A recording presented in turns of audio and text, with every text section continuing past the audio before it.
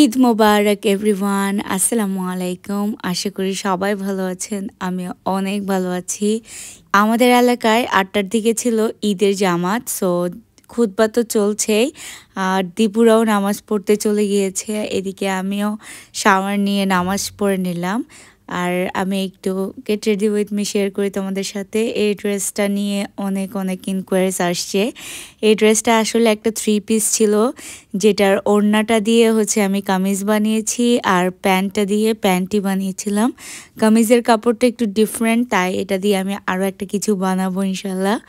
তো এখানে আমি হালকা পাতলা একটু মেকআপ করে নিয়েছি যেহেতু ঈদ, আর একটু চুড়ি টুড়িও পরে নিলাম। আর এই ছিল আমার get ready with me, simple একটা মেকআপ। দেন আমরা নাস্তা পানি রেডি করলাম। খাওয়া দাওয়া হয়নি, এখন গরু জবা হবে। আর আমাদের গরুটা একটু বেশি পাগলা টাইপের, তাই এটাকে ফেলতে একটু কষ্ট হয়েছিল।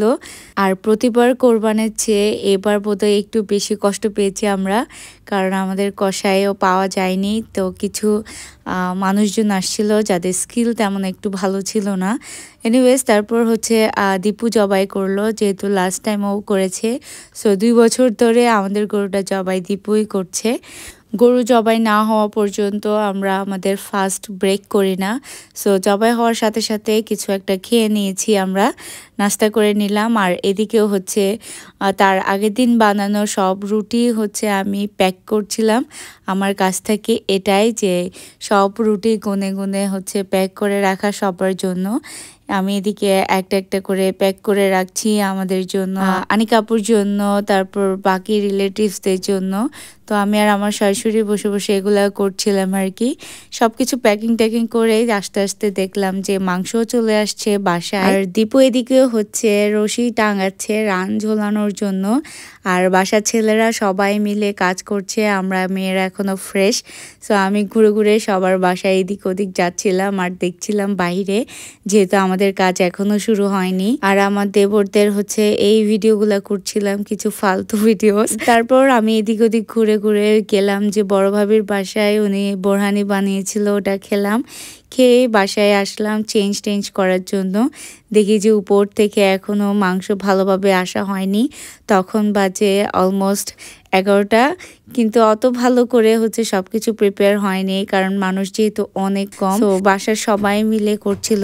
একদিকে বাসার ছেলেরাও কিছু কিছু কাজ করছে, বড় বড় কাজ যা কষাই করে, সো ওগুলোও ছেলেরা করছিল। অন্যদিকে আমরা মেয়েরা মাংস টাংস সুন্দর করে প্যাকেট করে লিখে লিখে রাখছিলাম। এখানে আমি স্টেকের মাংস রেখেছি। এবার তোমাদের সাথে সিন্নির গোস্তের রেসিপিটা শেয়ার করব।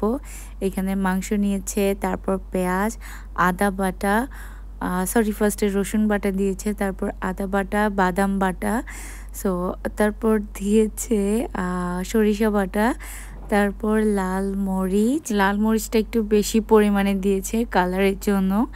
আর যেহেতু মাংস বেশি, প্রায় 30 কেজির মতো। তারপর হলুদ, তার উপর দিয়েছে ধনিয়া জিরা, গরম মশলা।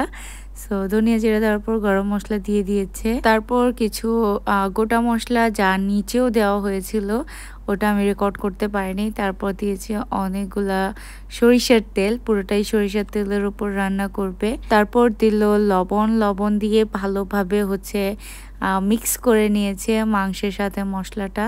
প্রায় সময় নিয়ে একটু মিক্স করলেই মজাটা বেশি হয়। তারপর এটাকে চুলায় বসিয়ে দিয়েছে দীপুর নামে ঢাকনা দিয়ে। একদিকে মাংস অন্যদিকে আরেকটা ভাগ মাপা সো এখানে মেপে মেপে সবার ভাগটা রেডি করে নিচ্ছে আর কি। অন্যদিকে আমাদের আবার বিরিয়ানিও রান্না করা বাসার সবার জন্য। এটা সিন্নির মাংস। সো মাংস কিছুটা হয়ে এসেছে। আর আমার বিরিয়ানি খেতে একদমই ভালো লাগে না। কোরবানির মাংসের স্বাদ পেতে হলে আমার কাছে মনে হয়েছে সাদা বাতি বেস্ট। তাই আমি আর দীপু আগের রাতের কিছু ভাত ছিল, ওগুলো একটু করে গরম করে আমি আর দীপু মাংস দিয়ে খেয়ে নিয়েছি, কারণ এটাতে আমার বেশি মজা লাগে।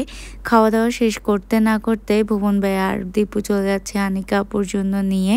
আর ওরা যাওয়ার পরে আমি কিছুক্ষণের জন্য ঘুমিয়েছিলাম। আর ঘুম থেকে উঠেই দেখি যে আম্মু আমার জন্য এগুলা পাঠিয়েছে। সো এগুলা দেখে একটু ইমোশনাল হয়েছি, কারণ শ্বশুরবাড়ির ঈদ যতই সুখের হোক না কেন বাসার কথা একটু হলেও মনে পড়ে।